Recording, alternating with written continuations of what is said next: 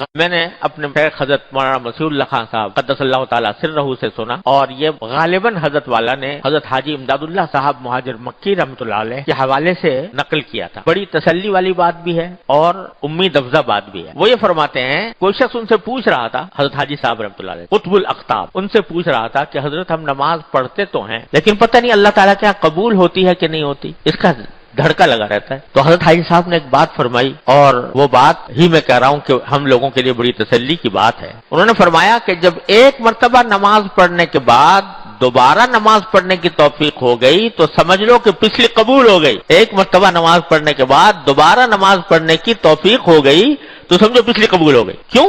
اس لیے کہ اگر قبول نہ ہوتی تو دوسری نماز کی توفیق نہ ہوتی۔ وہ جب اللہ تعالیٰ فرما رہے ہیں کہ تقوی حاصل کرنے کا اور میرا قرب حاصل کرنے کا راستہ کیا ہے؟ نیک عمل ہے۔ تو وہ نیک عمل ہوتا ہے تو مزید تقوی تھوڑا سا پیدا اور ہو جاتا ہے، اس کے نتیجے میں دوسرا عمل کرنے کی توفیق ہو جاتی ہے۔ تو اس واسطے یہ ایک سلسلہ منتقل، لوگ کہیں دور ہے، یہ تسلسل ہے، لیکن ہے در حقیقت یوں ہی کہ تقوی عمل صالح پر موقوف، عمل صالح تقوی پر موقوف، ہوتے ہوتے ہوتے ہوتے درجات بڑھتے چلے جاتے ہیں، یہاں تک کہ تقوی کا اعلیٰ مقام اللہ تبارک و تعالیٰ عطا فرما دے۔ تو حاصل کیا ہے کہ آدمی لگا رہے، مستقل لگا رہے، نیک عمل کرنے کے لیے لگا رہے۔